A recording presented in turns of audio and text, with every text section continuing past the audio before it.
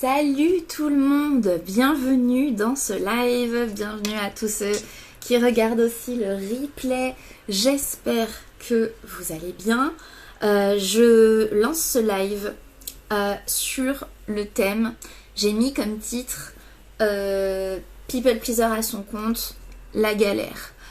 Pourquoi? On va en parler. Déjà, qu'est-ce que c'est qu'un people pleaser? Et en quoi est-ce que c'est compliqué d'être un people pleaser? Et tout particulièrement, comment est-ce qu'on fait quand on a ce profil alors qu'on est à son compte? Donc, déjà pour vous situer un petit peu le contexte, le people pleaser, c'est un profil de personne qui va constamment vouloir faire plaisir aux autres, mais jusqu'au détriment en fait de lui-même. Salut Akujin, comment ça va? Merci d'être là. Et du coup, c'est vraiment au point que cette personne, elle va dire toujours oui quand elle pense non. On en a parlé la semaine dernière. Elle va se plier en quatre pour faire plaisir et même devancer les attentes des autres, aller même bien au-delà de ce qui est attendu de la part des autres. Je suis là pour le l'indiscipline. Yes. Trop bien. Et en fait, le people pleaser, elle peut vraiment se rendre malade juste parce que par exemple la crainte d'avoir froissé quelqu'un, la crainte d'avoir fait quelque chose qui se fait pas, le simple fait de devoir dire non ou de devoir envisager de rentrer potentiellement dans un conflit, tout ça ce sont des choses qui peuvent mais littéralement lui faire perdre le sommeil, lui donner la boule au ventre. Enfin, on est vraiment sur une très très très très grosse peur de décevoir, une très grosse peur de générer des émotions négatives chez l'autre. Et donc, quand tu décides de te lancer à ton compte, c'est compliqué parce que quand tu as passé ta vie à faire plaisir à tout le monde et qu'en plus tu te retrouves avec toutes les responsabilités d'un chef d'entreprise, c'est-à-dire que je parle pas forcément d'un gros business, hein, mais il suffit que tu sois freelance, graphiste freelance, photographe freelance, que tu fasses par exemple du community management ou que tu fasses de l'artisanat à ton compte, enfin voilà, juste avec une petite entreprise, tu te retrouves facilement à devoir porter 15 000 casquettes différentes, hein. T'es à la fois salut PJ, coucou, t'es à la fois le comptable, le commercial, le graphiste, le service client, le juriste, enfin voilà, d'un seul coup tu te retrouves avec toutes ces casquettes et donc forcément tu as moins de temps, moins d'énergie, moins d'espace mental pour prendre soin des autres à ce moment-là parce que d'un seul coup tu as plein de responsabilités. Je le vois dans ma boîte actuelle, ils disent oui à tout pour la satisfaction client, même si c'est à perte. Je vois pas l'intérêt, heureusement que c'est pas mon pognon. Exactement, merci pour cet exemple Akujin, c'est tout à fait ça. C'est-à-dire que du coup, pourquoi est-ce que c'est compliqué d'avoir ce profil quand t'es à ton compte? Eh bien c'est parce que déjà, comme je vous le disais, d'une part, déjà juste factuellement, tu dois donner du temps et de l'énergie à cette entreprise et du coup, forcément, tu as moins de temps et d'énergie à donner aux autres. L'autre chose qui se passe, du coup, c'est qu'en fait, ces schémas, ils t'accompagnent dans la manière dont tu gères ton entreprise. Et c'est là que tu te retrouves littéralement à dire oui à des trucs au détriment de ta rentabilité. Donc, encore une fois, tu dis oui, tu n'oses pas contrarier. Alors que, si ça se trouve, le client, c'est ça le pire, c'est que s'il faut, le client, il va même pas te contrarier, en fait. C'est juste, par exemple, si le client il te demande est-ce que je peux avoir ça inclus dans la prestation et que tu lui dis non, il va peut-être juste se dire ok, pas de souci, tu vois, enfin c'était juste, je voulais juste savoir si c'était possible ou pas. Bon bah si c'est pas possible, je comprends, Peut-être même que le client il sera enclin à payer plus si tu lui réponds oui c'est faisable, mais par contre c'est soumis à un nouveau devis parce que du coup c'est une prestation en plus, et donc oui c'est faisable moyennant 200 euros, je vous donne un exemple, mais peut-être que le client il sera en mode ah bah ouais ok carrément, je vous rajoute les 200 euros, voilà. Donc en fait le truc c'est que le people pleaser il va même pas oser rentrer dans cette conversation là. Il va avoir d'emblée le réflexe de se dire si je lui dis non ou si je lui dis que c'est payant, bah forcément ça va la heurter, ça va la froisser. Et donc du coup il dit oui je te le rajoute, t'inquiète. Sauf qu'en fait il fait ça avec tout le monde tout le temps et donc du coup il est pas rentable. C'est bien le problème quand on est people pleaser. Un des premiers problèmes c'est réussir à tenir sa rentabilité. En fait ce qui se passe c'est que il faut vraiment s'imaginer que les people pleasers, c'est des personnes qui souvent se sont lancées à leur compte justement parce qu'elles sont en quête de liberté. Parce que dans leur vie, elles sont tellement tout le temps au service des autres, tellement tout le temps en train de faire plaisir à tout le monde, que elles sont pas libres du tout dans leur vie. Parce que leur vie est complètement conditionnée par le fait de s'occuper toujours des autres. Donc en fait, c'est jamais leur tour à elles, c'est jamais leur tour d'avoir leurs besoins comblés, leurs désirs comblés. Et souvent ce que je remarque c'est que la création d'entreprise chez ces profils-là, c'est justement une volonté de changer ça, de se dire ok, en fait j'ai envie d'être libre. Et elles disent j'ai envie d'être libre, mais le sous-texte, ce qu'elles n'osent pas dire, en fait c'est j'ai envie de passer en priorité et d'arrêter d'être constamment en train de m'occuper des autres. Et elles se disent que en étant à leur compte, elles auront plus de marge de manœuvre et plus la possibilité de vivre pour elles. Sauf que elles ne se rendent pas compte à cet instant qu'elles vont juste amener leur schéma dans leur entreprise et que ça va être pareil voire pire. Donc c'est vraiment, elles passent vraiment en mode bon élève, mais dans le salariat, elles passent de bon élève dans leur propre entreprise, mais en fait au détriment d'elles-mêmes et de leur rentabilité. Donc typiquement ça va être des moves du style tu changes constamment ton planning pour arranger les autres alors que toi ça t'arrange pas, au lieu de trouver des compromis qui vous arrangent tous les deux, ou tout simplement s'il n'y a pas possibilité de compromis, c'est de dire non, j'ai pas d'autre possibilité, donc voilà, parce que parfois ça arrive aussi, parfois il n'y a pas de compromis possible. C'est aussi le fait de par exemple te mettre à culpabiliser, mais de manière, genre tu vas te mettre à culpabiliser pendant 3 jours parce que t'as pas répondu assez vite à un client par exemple. Il y a beaucoup ce truc de quand je reçois des messages, je me sens obligée de répondre super vite. Et il y a un peu le FOMO de louper la notification, louper le mail client, etc. etc. Et même si aujourd'hui, par exemple, tu avais prévu de faire ta comptabilité, du coup, tu vas te dire « Ah non, mais là, il faut que j'arrête tout parce que tu comprends, le client, il m'a demandé ça. Mais est-ce que c'est une urgence déjà ? Non. Et puis même, la plupart du temps, quand un client te dit que quelque chose est urgent, c'est à relativiser, hein, l'urgence est toujours à relativiser. Clairement, les véritables urgences, elles sont très très très occasionnelles. Bien sûr, ça arrive et dans ces moments-là, tu peux avoir besoin effectivement d'être très réactif.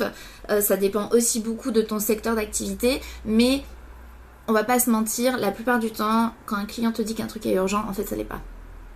Bizarrement, tu lui envoies l'élément dont il avait besoin et là par contre t'as plus de nouvelles pendant 2 semaines alors que le truc il était censé sortir le lendemain. Voilà, donc combien de fois ça m'est arrivé, ça surtout à l'époque où j'étais graphiste. Et puis donc voilà, donc du coup tu vas te mettre à te créer une espèce de culpabilité et à te mettre une pression qui n'a absolument pas lieu d'être et qui, bien souvent, ne t'est absolument pas demandé par ton client. Et quand bien même ton client te le demanderait, ce serait pas ok, parce que tu n'es pas son salarié. Il y a ce positionnement-là aussi, cette posture-là qui qui est pas évidente à prendre quand on a été dans le salariat une partie de sa vie et qu'ensuite on se met à son compte. On a tendance à continuer d'avoir une réaction comme si le client il est au-dessus, comme si c'était ton client, ton patron. Alors que en fait, non. Vous êtes sur un pied d'égalité. Vous êtes deux entreprises qui collaboraient. Tu dispenses un service. Et il y a effectivement des conditions, un cadre qui est défini en amont. Et ça, c'est souvent aussi le problème du people pleaser. C'est qu'il ne définit pas de cadre en amont. Puisque de toute façon, il est open bar. Moi, tout ce que je veux, c'est que mon client il soit content et répondre à tous ses besoins. Et du coup, souvent, il n'y a pas de cadre en amont. Et donc, comme il n'y a pas de cadre, bah, du coup, c'est la porte ouverte à toutes les fenêtres, comme on dit.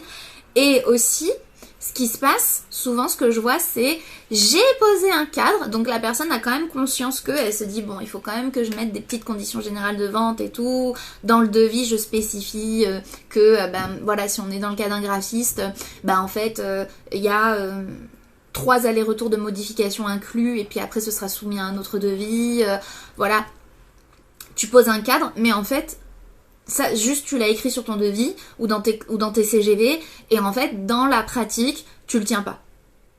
Dans la pratique, ce cadre tu t'y tiens pas, et du coup en fait c'est comme si le cadre n'existait absolument pas. Et pourquoi est-ce que le cadre n'est pas tenu? Tout simplement parce que la personne, pour elle, c'est tellement difficile, genre elle se sent en insécurité totale de oser poser un cadre. Et je tiens à préciser une chose. Le people pleasing est souvent confondu avec le syndrome de l'imposteur. Tu peux cumuler les deux. Clairement, tu peux cumuler les deux. C'est-à-dire que tu te sens pas légitime et en plus à côté de ça t'es people pleaser. Du coup, non seulement tu ressens le besoin irrépressible de toujours faire plaisir à l'autre, mais en plus t'as l'impression que t'es pas suffisamment expérimenté, pas suffisamment compétent pour prétendre poser un cadre. Vous voyez, c'est deux choses différentes. Le people pleasing, c'est aussi un manque de confiance en soi pour avoir peur de la déception. C'est ça, c'est vrai que c'est très lié, parce qu'en fait t'as peur de décevoir l'autre, et du coup t'as peur du regard des autres, parce que tu vas avoir tendance à te dire décevoir l'autre est absolument inenvisageable. Genre quand en fait le simple fait de décevoir l'autre, ça te met tellement mal, ça te fait te sentir tellement profondément mal que tu vas tout faire pour éviter que ça arrive. Mais oui, si je déçois le client, il va aller voir la concurrence. Oui, sauf que faut bien garder un truc à l'esprit, c'est que chez le people pleaser, la peur de décevoir, elle est extrême. Bien sûr que personne n'aime décevoir ses clients, personne n'aime décevoir ses proches, personne n'aime ça, ok? Mais il y a une différence entre je déçois mon client parce que j'ai pas répondu à sa demande et que du coup il a pas du tout eu ce qu'il attendait, vs je vais aller bien au-delà, me plier en 4, aller mais bien au-delà de ce que le client attend pour être sûr qu'il n'ait pas la moindre once de déception. Tu vois, c'est ça la différence. En fait, le people pleaser a du mal à faire la part des choses entre je réponds à la demande de mon client et je suis professionnelle, vs je suis complètement soumis et je me sacrifie et je me surinvestis et j'en donne 3 fois trop, c'est-à-dire qu'une prestation qui vaut 200 €, je vais faire un truc qui en vaut 2000 juste parce que je veux tellement que mon client il soit satisfait, tu vois. En tant que client, une boîte qui met ses limites, ça montre qu'elle est sérieuse et qu'elle s'est posé un cadre. Exactement, ça montre du professionnalisme en fait. Et personne va être choqué. Enfin, encore une fois, quand tu vas, je sais pas, imagine, tu vas faire tes courses au supermarché, tu prends je sais pas moi, un paquet de pâtes et un poulet rôti, ben si tu te dis ah bah j'aimerais bien avoir je sais pas moi une sauce tomate pour aller avec mes pâtes. Oui bah tu payes 5 € en plus et t'as une super sauce tomate. Ça ne va choquer personne. Tu vois. Alors que le people pleaser, il va te dire tiens, prends la sauce tomate. Tiens, prends-la. Non, mais c'est le même prix. Prends-la. Tu vois. Satisfaction client ne veut pas dire être son paillasson. Exactement. Quand tu fais tes courses au supermarché, tu négocies pas avec la caissière comme au marché. Non, mais c'est clair. Mais tu vois ce que je veux dire? En fait, c'est pourquoi est-ce que dans ton entreprise, ça serait différent? Tu vois? Pourquoi? Le pire, c'est que les people pleasers, souvent, c'est des personnes, à l'inverse, elles vont pas oser. Genre, par exemple, quand t'es people pleaser, tu fais venir, je sais pas moi, tu fais venir un plombier chez toi. Le plombier, si jamais je sais pas, il te répare ton lavabo, si tu lui dis bon bah en fait il y a aussi un problème avec ma machine à laver, bah en tant que people pleaser, tu veux absolument qu'il te facture aussi ce problème.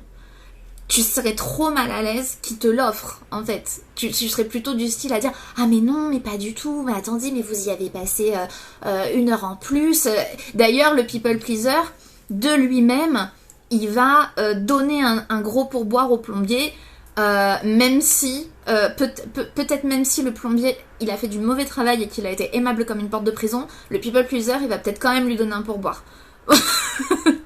On en est là. Et je vous parle de ça parce que j'ai été comme ça.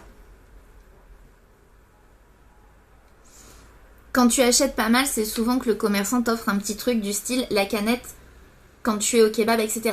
Oui, exactement. Mais c'est-à-dire que, en fait, le commerçant qui fait ça, déjà, il va pas le faire avec tout le monde. Comme tu dis, il va le faire avec les personnes, par exemple, qui ont beaucoup acheté. Et il va faire en sorte de jamais aller en dessous de son seuil de rentabilité. C'est-à-dire que, ouais, il va t'offrir une canette. Il va pas t'offrir un pot de foie gras. Tu vois? Tu vois ce que je veux dire? Et on le sait tous, hein, les boissons, c'est les trucs sur lesquels ils ont les plus grosses marges. Donc, lui, en soi, ça lui change absolument rien. Ça ne le fait pas baisser en dessous de son seuil de rentabilité. Par contre, il va pouvoir fidéliser le client. Et tu vois, c'est justement... c'est un très bon exemple que tu donnes parce que c'est justement là que la personne... Elle sait plus faire la différence en fait. Et souvent moi ce que je vois, c'est qu'en fait, on va se trouver des excuses à notre people pleasing sous couvert de fidélisation. On va aller se dire, waouh, j'ai fait un gros cadeau à ce client et tout, bah du coup ma marge, je suis pas vraiment rentable ou c'est limite et tout. Ouais mais bon, le côté positif c'est que ce client... il va revenir, il va être fidélisé, nanana. Si tu fais des trop gros cadeaux, t'es juste en train de foirer ta rentabilité, c'est tout. Et en plus, tu fidélises ton client sur la base de cette non-rentabilité. Donc ça veut dire qu'en fait, ton client, lui, il est pas dans tes comptes bancaires, hein, il sait pas combien tu marges, il se rend pas forcément compte, tu vois. À moins qu'il soit à son compte lui-même et que du coup il connaisse un petit peu, en général ils se rendent pas compte. Tu fidélises un client en l'habituant à un certain niveau de générosité de ta part. C'est-à-dire qu'après, la personne, tu lui fais un gros cadeau. Genre, je reprends l'exemple. Le mec il te donne en cadeau, il te donne un truc de foie gras, ok? Au lieu de te donner juste une canette. Bah du coup, la personne... Après, elle risque de s'attendre à ce que tu lui fasses un cadeau. Et donc en fait, le people pleaser, c'est ça qui est terrible. C'est que le people pleaser s'investit tellement et se surinvestit tellement avec ses clients que il va créer chez le client les attentes que justement, il faudrait pas que le client il ait. Je donne un autre exemple. Tu habitues ton client à répondre à tous ses messages du tac au tac. À n'importe quelle heure, à n'importe quel moment, même si tu es en train de faire un truc important, par exemple tu étais en pleine comptabilité et du coup tu te laisses déconcentrer par tous les messages de tes clients et tu leur réponds du tac au tac, alors que il n'y a pas d'obligation contractuelle à répondre du tac au tac, ok? Tu fais ça, du coup ton client il est habitué à ce que tu lui répondes du tac au tac. Donc du coup après il s'attend à ce que ce soit comme ça entre vous.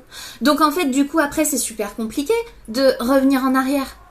Tu vois, tu peux toujours dire bon bah voilà moi j'ai fonctionné comme ça pendant un temps mais aujourd'hui c'est plus possible, je fonctionne plus comme ça. Mais du coup c'est au risque que le client il ait l'impression de perdre un truc que tu lui avais, qui était inclus dans ce qu'il payait avant.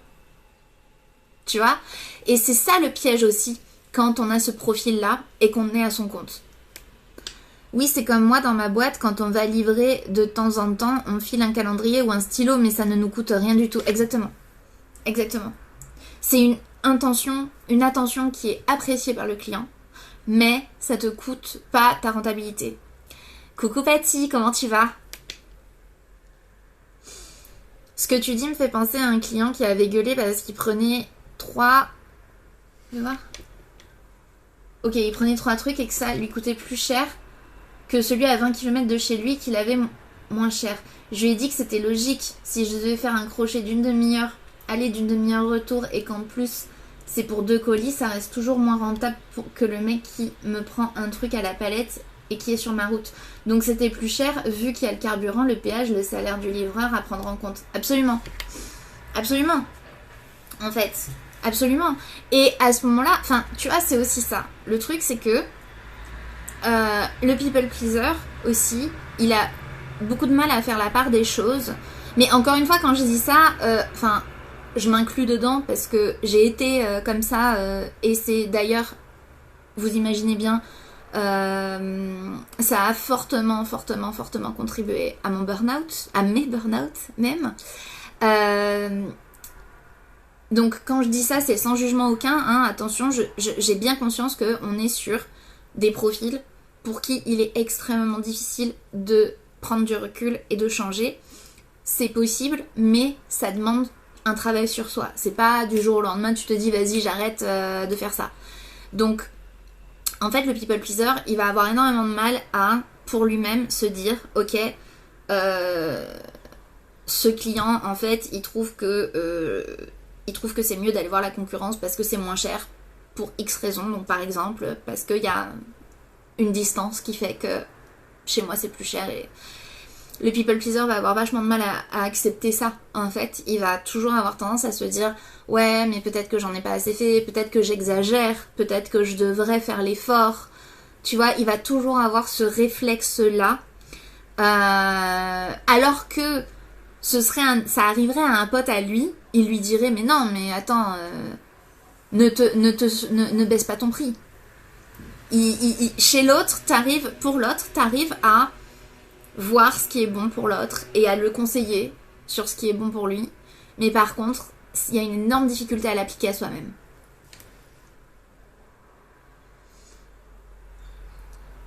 Après, j'ai regardé le prix, j'avoue, mon commercial a abusé. En temps normal, on marge de 8 à 12% et lui, il a fait une marge pas loin de 40. Ah ouais.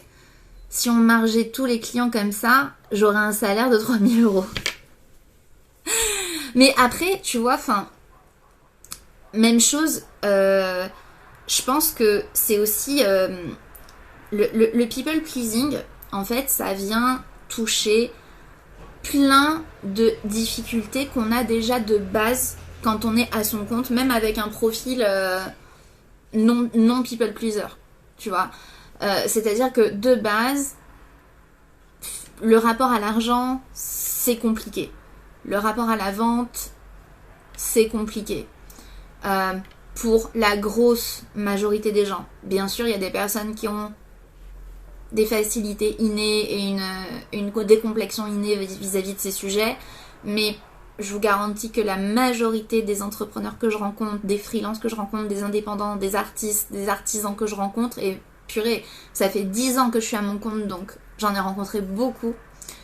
Je peux vous garantir que pour la majorité, tout ce qui touche à l'argent, à la tarification, à la vente, c'est déjà hyper touchy. Les gens ont du mal à augmenter leurs tarifs, parler de leurs tarifs, se sentir à l'aise avec leurs tarifs. C'est un vrai sujet.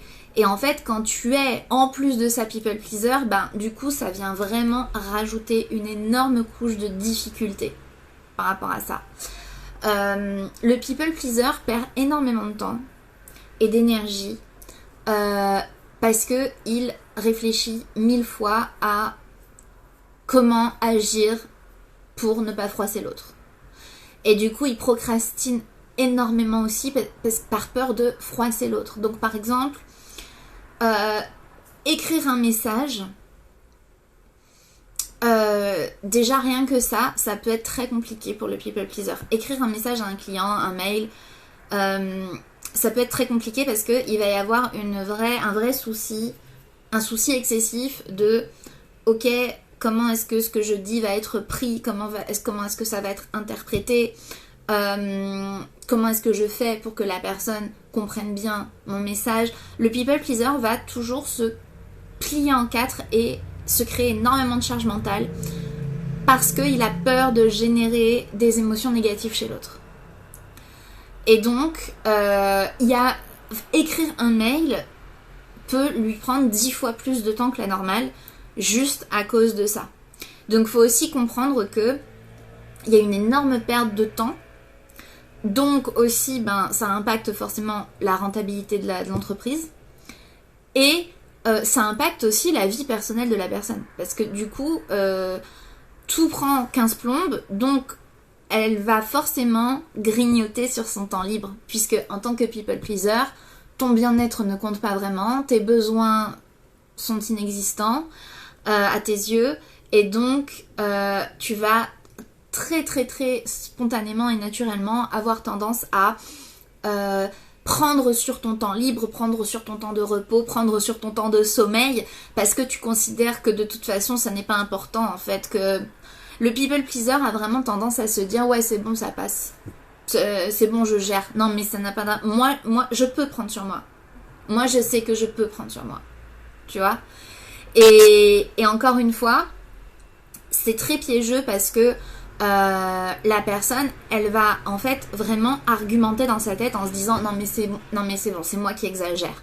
Je peux bien prendre ce temps. Je peux voilà, ou de dire non mais c'est sûr et certain que si je dis non, elle va le prendre mal, tu vois, alors que la majorité du temps non. Ou alors la personne elle va se dire ouais j'ai pas d'énergie du tout mais je sais que je vais gérer, j'ai l'habitude. Ça, c'est le truc qu'on entend tout le temps. J'ai l'habitude. Et vous voyez, vous imaginez comme cette façon de penser va amener la personne tout droit, un aller simple vers le burn-out en fait. Si on margeait tous nos clients comme ça, j'aurais un salaire à 3000. Ok. N'hésitez pas à me dire dans le chat, est-ce que ça vous fait penser à des trucs? Est-ce que vous avez déjà vécu ça? N'hésitez pas un petit peu à me faire votre retour à ce sujet. En fait, je voulais aussi vous parler de ce que veut vraiment le people pleaser. On en a un petit peu parlé tout à l'heure déjà, mais en fait le people pleaser à la base, il a créé son entreprise.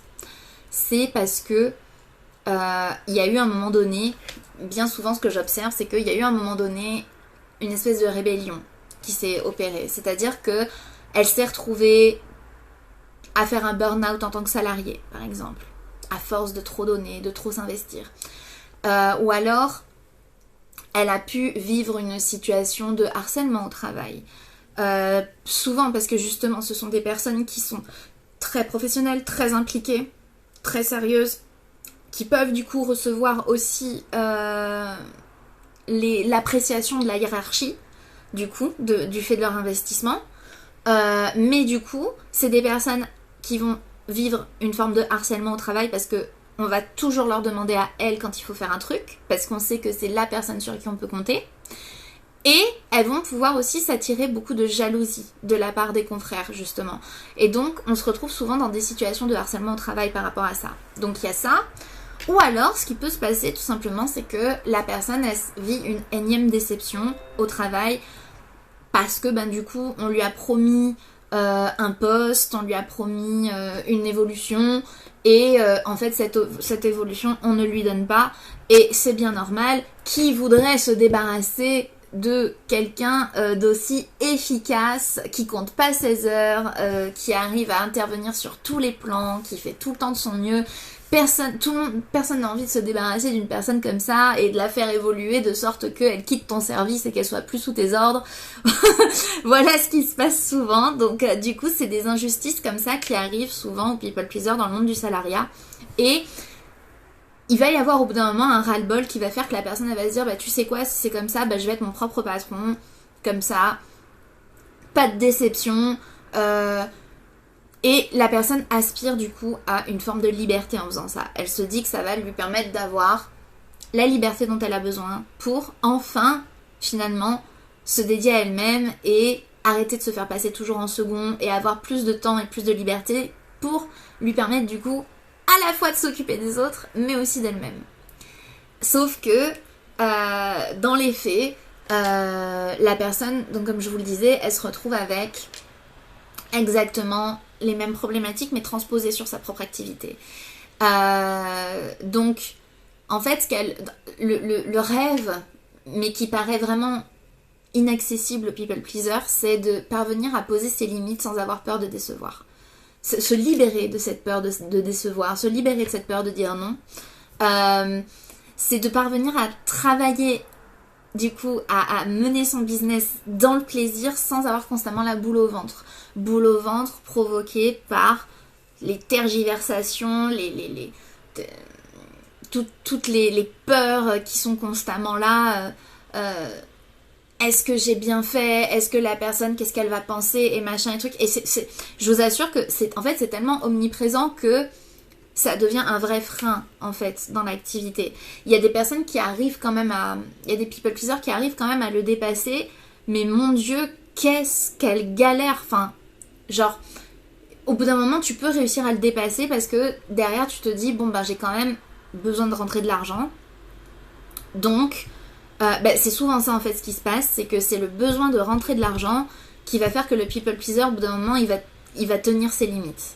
Il va dire, bah non, là vraiment, je peux pas. Parce que, donc par exemple, il va dire, bah non, je peux pas venir t'aider à déménager ce week-end parce que il faut absolument que je finisse ce contrat pour être payé, par exemple. Ou, du coup, il va dire au client, bah non, je peux vraiment pas baisser mon prix. Voilà. Donc, ça peut arriver, bien sûr, qu'il arrive à dépasser ça, mais c'est souvent pas pour lui-même. C'est pas pour son bien à lui. C'est pas pour son ambition à lui. C'est souvent face à une situation d'urgence. D'urgence financière, une situation extérieure qui va faire que il va se dire, bon bah là, en fait, clairement, je peux pas faire autrement. Donc en fait, le people pleaser, à partir du moment où il est dans une situation où il estime qu'il a une assez bonne excuse pour dire non, bah là, du coup, il va oser dire non. Donc, en réalité, ce qu'il aspire, il aspire à ne plus se retrouver dans cette situation-là, ne plus s'excuser d'exister. Il aspire à ne plus s'excuser d'exister. Il aspire à pouvoir dire non juste parce que il veut pas et sans avoir besoin de se mettre dans des situations de douleur telles que, en fait, c'est bon, j'ai une assez bonne excuse, je peux dire non. Et moi, je me rappelle qu'à l'époque où j'étais people pleaser, littéralement, je me rendais physiquement malade. Et j'avais vraiment développé cette tendance à tomber malade. Et le fait de tomber malade était perçu comme un soulagement. Parce que je me disais, bon bah là je suis malade, donc en fait, les gens pourront pas me reprocher de pas être là pour eux. Les gens pourront pas me reprocher de leur dire non, puisque je suis malade. Et c'est bien souvent aussi pour cette raison que les personnes qui vivent un burn-out, après leur burn-out, ou qui vivent un burn-out ou genre qui le frôlent très très fort, des personnes qui arrivent à un état d'épuisement extrêmement intense, ces personnes, souvent derrière, elles vont avoir beaucoup moins de culpabilité à se reposer, beaucoup moins de culpabilité à dire non. C'est pas systématiquement le cas. Mais ce que j'ai observé, c'est que quand c'est le cas, c'est parce que la personne, à un moment donné dans sa tête, elle est arrivée à un point de non-retour Ou elle s'est dit, là j'ai tellement souffert que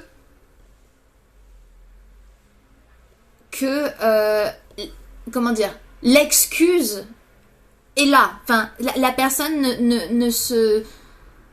la personne se pardonne tout de suite. Elle se dit non mais en fait j'ai tellement souffert que je me pardonne d'emblée en avance de prendre 1 heure pour me reposer aujourd'hui parce qu'il y a cette souffrance qui a été tellement intense à un moment donné que la personne elle a comme gagné le droit dans sa tête, gagné le droit de se reposer en fait. Et du coup ça vient pas d'un comment dire, ça vient pas d'une prise de conscience de j'ai le droit de me reposer parce que j'ai le droit de me reposer parce que je suis un humain et que en soi voilà, j'ai le droit de... C'est vraiment juste que la personne elle a vécu tellement de souffrance qu'à un moment donné il y a un point de non-retour où elle se dit bon là j'estime que proportionnellement à la souffrance que j'ai vécue, me reposer 1 heure c'est pas déconnant. Voilà. Coucou, namasté, comment ça va Stan?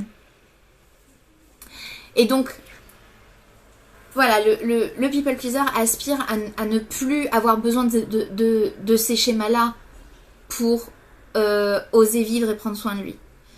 Il aspire, même s'il va avoir du mal à l'avouer, à l'admettre, parce que ça génère de la culpabilité, il aspire à pouvoir se dire, bah là, si j'ai pas envie de travailler, je travaille pas, juste parce que j'ai pas envie et j'ai pas besoin d'une bonne excuse.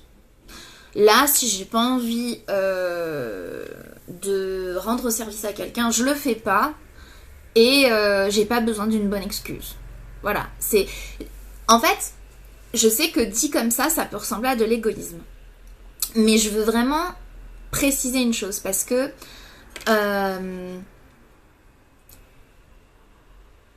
on dit souvent que pour arrêter d'être un people pleaser, il faut penser à soi et devenir égoïste. Savoir devenir égoïste. Et que être égoïste, c'est bien et tout. Je suis pas d'accord avec ça. Le people pleasing le people pleaser n'a pas besoin de devenir égoïste. Ce qu'il a besoin, c'est d'apprendre à faire preuve de bon sens. Parce que tu peux être extrêmement généreux et ne pas être un people pleaser. Le people pleaser, il est généreux, mais à son propre détriment. Tu peux être généreux sans que ce ne soit à ton propre détriment. La différence entre les deux, c'est le bon sens. C'est-à-dire que c'est exactement comme quand tu es dans un avion et que dans les consignes de sécurité, on te dit tu mets d'abord ton masque avant d'aider les autres. C'est du bon sens. Ce n'est pas de l'égoïsme. C'est du bon sens. C'est du bon sens quand tu es entrepreneur, quand tu es à ton compte, quand tu es freelance. C'est du bon sens de fidéliser tes clients sans pour autant nuire à ta rentabilité. Ce n'est pas de l'égoïsme. C'est juste la logique, en fait. Et c'est ça qui doit être rétabli chez le people pleaser. En fait, pourquoi je dis ça? Parce que à force de dire aux people pleaser il faut que tu apprennes à être égoïste, en fait, je pense pas qu'on les aide vraiment. Moi, ça m'aidait pas. Quand on me disait sois égoïste, je me disais mais j'ai pas envie d'être égoïste, ça va à l'encontre de toutes mes valeurs. Enfin, non, tu vois. Par contre, de me dire ben en fait t'es en train de te mettre dedans, ni plus ni moins. T'es en train de te mettre dedans. Ton comportement est en train de faire couler ton business. Ton comportement est en train de te faire couler. Donc, le comportement qui te coule là, qui te tire vers le bas, faut juste l'arrêter. Ça, c'est du bon sens. C'est pas de l'égoïsme. Alors, les gosses, c'était chiant aujourd'hui. Ça mérite des claques des fois, je te jure. Oh purée. Stan, il en a marre. Tu as pas appliqué la méthode Montessori à demander de libérer leur tempête émotionnelle. Ah, ils font ça chez Montessori? J'ai une copine qui est éducatrice Montessori et elle me disait que c'était vachement bien. Hein.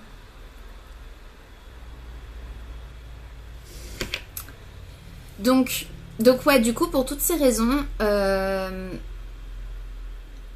si vous êtes enclin au people pleasing, c'est pas une question d'être égoïste. C'est une question de est-ce que mon comportement, il est aligné avec le fait de prendre soin de moi. Est-ce que mon comportement, il est aligné avec le fait de développer mon entreprise? Et en fait, quand on débunk tout ça, on se rend compte que c'est juste une question de faire preuve de bon sens. Arrêter d'être déraisonnable. Bien sûr que il m'arrive encore aujourd'hui de rendre service. Bien sûr que il m'arrive encore aujourd'hui d'être présente pour mes proches. Bien sûr que il m'arrive encore aujourd'hui parfois de dépasser un petit peu le cadre de ce que mes clients attendaient parce que j'estime que ça ne fait pas perdre ma rentabilité et par contre ça va vraiment aider mon client. Bien sûr que ça m'arrive. Mais je le fais plus au détriment de moi. C'est cette limite en fait qui doit être définie. Et du coup, il y a des comportements dans le quotidien, des habitudes dans le quotidien, du style tous les jours, tu te dis bon ben, je répondrai à mes besoins plus tard. Sauf qu'en fait, tu le fais tous les jours. Tu vas du coup baisser un petit peu tes tarifs parce que tu veux pas que ça soit perçu comme trop cher. Tu veux absolument faire plaisir à la personne. Tu te dis ouais, quand même, ouais, cette personne, quand même, elle va apprécier que je fasse ce geste. Tu comprends. Tu vas toujours trouver des bonnes raisons de baisser ton prix pour faire plaisir à l'autre. Et tu vas toujours dire ouais, t'inquiète, alors qu'en fait t'as la tête sous l'eau. Donc tu vas toujours en fait te demander comment est-ce que je peux faire plaisir à l'autre et ne jamais te demander qu'est-ce qui est juste pour toi. Donc toutes ces habitudes-là, elles vont sauter à partir du moment où tu te libères du people pleasing. Et pourquoi le people pleaser éprouve le besoin de faire ça? C'est parce qu'il se sent responsable des émotions des autres. Il a l'impression que, encore une fois, il a peur de générer des émotions chez les autres, des émotions négatives. Il se sent responsable et il se dit je peux influer sur l'état émotionnel de l'autre. Et donc il va tout faire pour influer positivement sur l'état émotionnel de l'autre. Souvent, c'est causé par un environnement pendant l'enfance qui a généré ce comportement. Donc, pour une raison ou pour une autre, pendant l'enfance, la personne, elle s'est mise à constamment satisfaire tout le monde parce qu'à l'époque, c'était le comportement qui était approprié pour sa propre survie, sa propre sécurité ou pour sentir qu'elle peut être aimée. Et donc la personne va faire ça et ce schéma va se répéter à l'âge adulte. Finalement, c'est un schéma de suradaptation quelque part.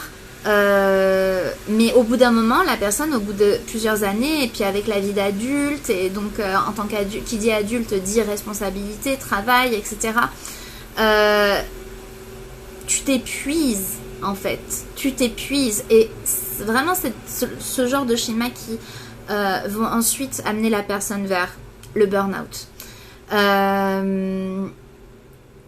Et la personne du coup elle se retrouve avec un mal-être profond, avec une boule au ventre, sans savoir exactement d'où ça vient. Parce que le truc c'est que encore une fois c'est un comportement qui vient de l'enfance. Donc t'as fonctionné comme ça toute ta vie.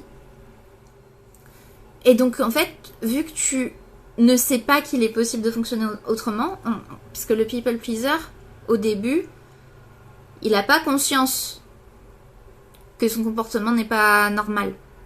En fait, il a pas conscience parce que comment le pourrait-il? C'est comme ça qu'il s'est construit en fait. Donc à moins qu'il y ait des personnes qui commencent à lui dire mais écoute, ça se voit, tu t'oublies, tu penses jamais à toi, et que souvent la personne elle va se mettre à peut-être se sentir mal, se sentir déprimée, procrastiner parce qu'elle se sent tout le temps en tension. Elle va commencer à voir son énergie partir en fumée. Elle va commencer peut-être à être constamment sur les nerfs et tout. Elle va peut-être du coup aboutir sur un burn-out. C'est cette souffrance souvent qui va aider la personne, à prendre conscience qu'il y a quelque chose qui cloche dans son fonctionnement. Moi, je sais que à l'époque, c'était ma mentor qui avait attiré mon attention là-dessus et qui m'avait dit mais pourquoi est-ce que tu ressens comme ça le besoin toujours d'être là pour l'autre, de prendre soin de l'autre, tu vois? Et en fait, le truc, c'est que cet automatisme de people pleaser, il va vraiment teinter absolument tous les projets de la personne. Donc, un projet comme créer une entreprise, en fait, moi ce que je dis souvent, c'est que quand tu te lances à ton compte, ton entreprise, en fait, elle te renvoie en pleine face ce qui va pas dans ta vie. Et en fait, typiquement, un people pleaser, en fait, il va avoir des gros problèmes de rentabilité, et du coup, il va les voir, les problèmes de rentabilité. Il va se dire bon, ok, je donne trop, je reçois pas assez. Voilà, ça met en lumière tout ça, quoi. Donc, le people pleaser, il croit toujours qu'il doit éviter de déranger, qu'il doit arranger tout le monde, qu'il doit absorber les émotions des autres, faire en sorte de ne jamais être un problème, etc. Mais au point, encore une fois, qu'il se sacrifie littéralement. Donc, comment on fait pour se débarrasser de ça? Finalement, comment est-ce qu'on fait pour non pas devenir égoïste, mais faire preuve de bon sens et trouver l'équilibre entre satisfaire ses clients, fidéliser ses clients, être une bonne amie, être une bonne petite amie, VS, être le paillasson de tout le monde. Alors, déjà, apprendre à identifier les moments où tu te suradaptes. Donc, apprendre à te dire, ok, là, je suis peut-être en train de trop donner. Là, je suis dans une situation où je me connais. Je sais que je vais peut-être avoir tendance à trop donner. Au moment d'établir un devis, par exemple. Ou pendant la prestation avec le client. Ou à chaque fois qu'on te demande si tu peux rendre un service, par exemple. Ensuite, ça va être de apprendre à faire reposer tes décisions sur ton énergie et non sur la peur de décevoir. Donc quand tu prends une décision, donc par exemple, ok, ce client, il me dit, est-ce que tu peux faire ça pour lundi? Si je dis oui, je peux faire ça pour lundi, est-ce que je le dis par peur de décevoir? Ou est-ce que je le dis parce que, en me basant sur mon énergie, sur mon planning, sur mes priorités, oui, pour lundi, c'est jouable, c'est faisable. Voilà, c'est une vraie question. Et après, ça va être d'oser dire au client, si jamais au client, tu lui dis, écoute, moi, ce sera plutôt pour mercredi.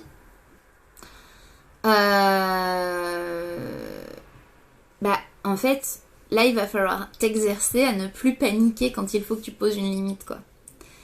Et bien sûr, ce qui peut se passer, là, il y a 2 scénarios dans l'exemple que je vous donne. C'est que vous dites au client, ce sera pour mercredi. Le client, il te dit, ok. Ou alors, ce qui peut se passer, c'est que le client, il te dit, ah non, c'est pas ok. C'est pas ok. Et là, du coup, qu'est-ce qui se passe? là, l'idée, ça va être de déjà te poser, première question à te poser, pourquoi est-ce que je travaille avec un client qui respecte pas mes limites? Deuxième question à te poser, est-ce que cette urgence était inclue dans le devis? Parce que du coup, si tu te retrouves dans cette situation, c'est qu'à un moment donné, il y a quelque chose qui n'a pas été clarifié au début de la prestation, en fait. Et c'est au début de la prestation que tu dis, ok, ça c'est pour telle date, ça c'est pour telle date, ça c'est pour telle date. Le cadre doit être posé dès le départ, en fait. Si tu attends que ce soit le client qui te donne le cadre, tu vas toujours te retrouver dans ce genre de situation. Toujours. Donc, là, l'idée, ça va vraiment être d'être dans... apprendre à être dans l'anticipation en posant le cadre en amont.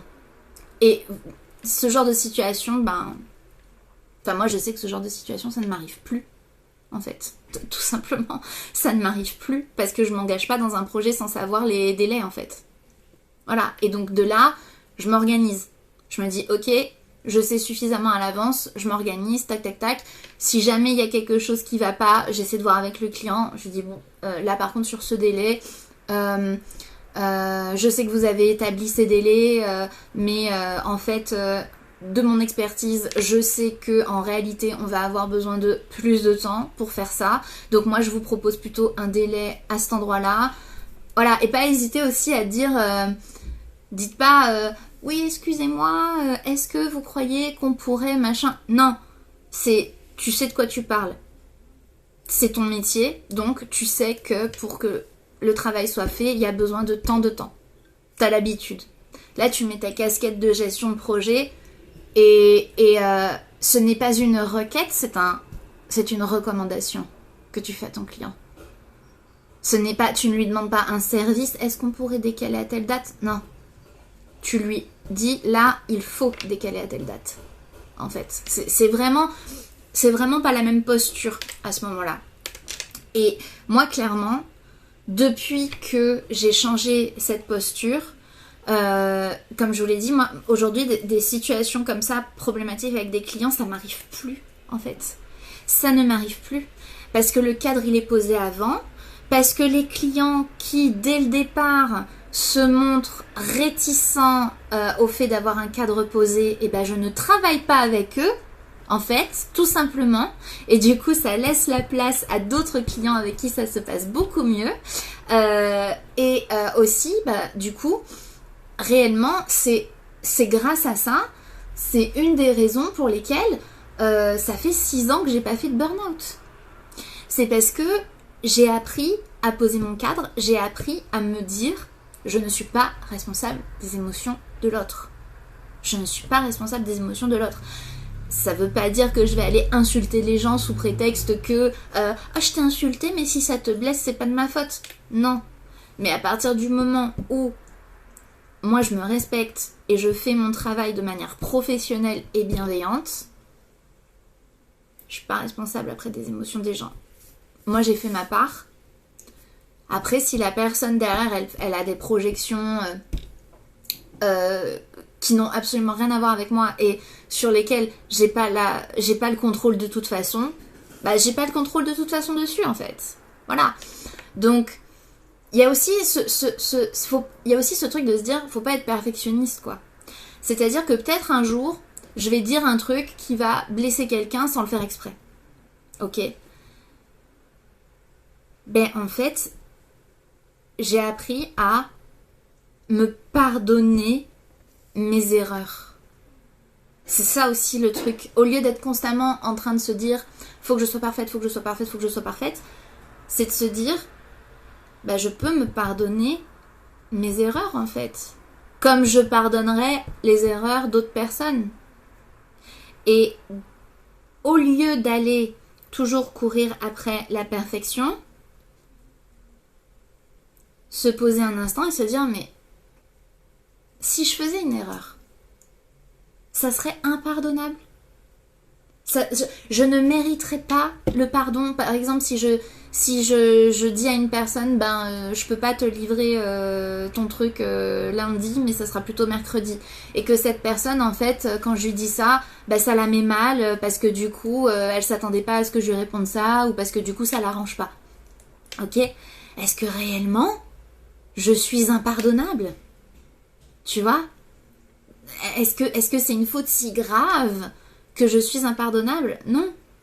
Donc en fait, c'est ce que je dis souvent, hein, c'est que quand on est people pleaser, en fait, on a du mal à s'accorder le pardon à soi-même. Pour des trucs bidons que chez les autres, on aurait pardonné tout de suite. Non, on n'aurait même pas, en fait, on n'en aurait même pas voulu à la personne. J'ai besoin d'un sac de sable et de m'extérioriser un peu. T'as beau gueuler, il continue à crier et à cogner. Allez Stan, va te défouler un peu. Et décharge ses énergies. On est loin du namasté, ouais, c'est clair. C'est clair. Voilà, donc, du coup, c'est vraiment de comprendre. Pour conclure, je voulais vraiment dire que vous n'êtes pas responsable des émotions des gens. Vous n'êtes pas responsable de la manière dont ils vont vivre les choses. Bien sûr que si vous faites preuve d'irrespect, bien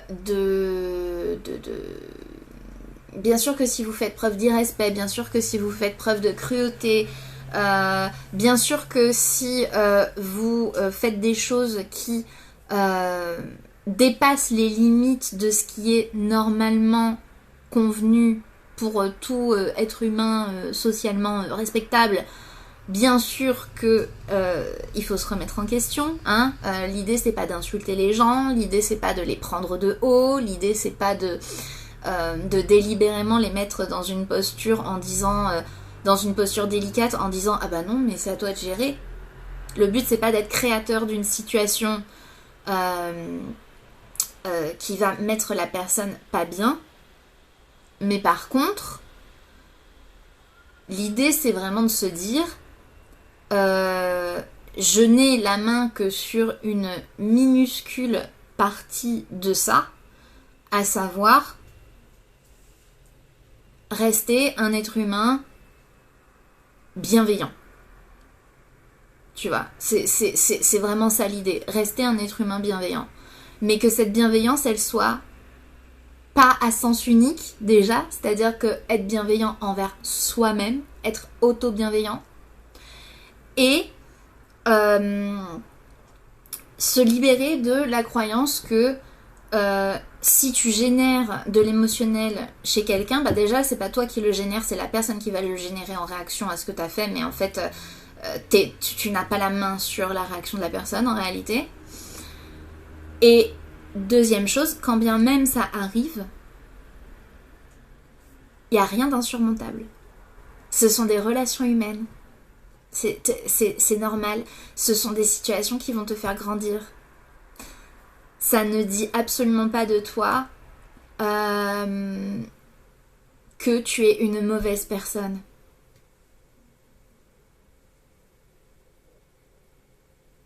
Tu rigoles, j'ai fait un gros travail sur moi pour prendre le contrôle de mes émotions. Bravo. Bravo, bravo. Mais après, ouais, ça... Parfois, on a besoin de décharger, hein. Parfois, on a besoin de décharger. Bon, sur ce, les amis, c'était un vrai plaisir de faire ce live avec vous aujourd'hui. On a bien parlé pendant 1 heure. Je suis hyper contente de tout ce qui a été abordé. Tu n'es pas une mauvaise personne et c'est ok, exactement.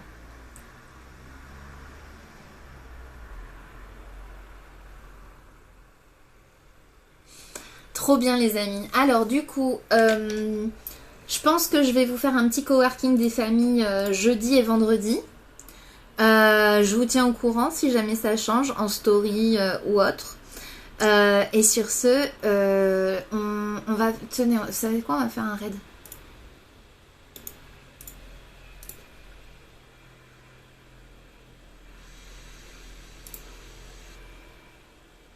Chez qui on va aller?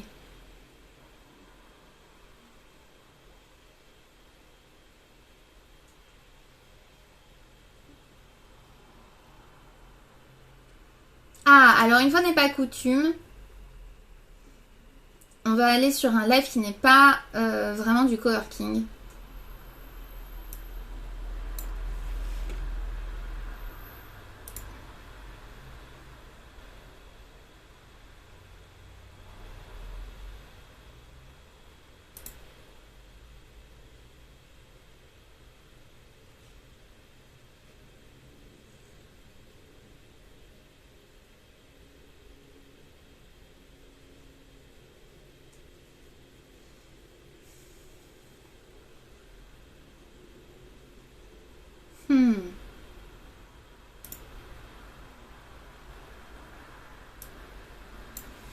Hop, on va aller chez Bastille, oui.